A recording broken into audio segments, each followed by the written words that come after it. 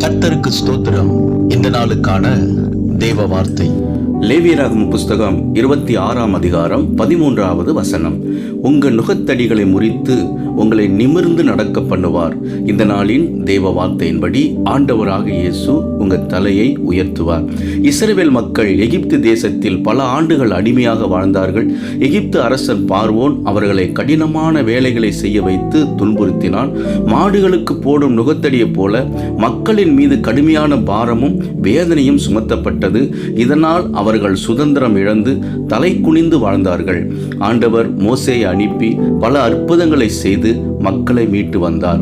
அடிமையாகவும் பயத்தோடும் குனிந்து வாழ்ந்த அந்த மக்களை தன் பலத்தினால் விடுவித்து யாருக்கும் பயப்படாமல் சுதந்திரமாக நிமிர்ந்து நடக்க செய்தார்.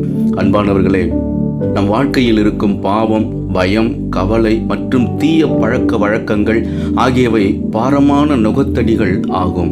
நம்முடைய நுகங்களை முறித்து கஷ்டங்களை நீக்கி நமக்கு மன அமைதியையும் சுதந்திரத்தையும் ஆண்டவராகிய இயேசு தருகிறார். இந்த வார்த்தையை கேட்டுக்கொண்டிருக்கிற உங்கள் வாழ்க்கையில் உள்ள எல்லா நுகத்தையும் முறித்து மன அமைதியை உங்களுக்கு தருவார்.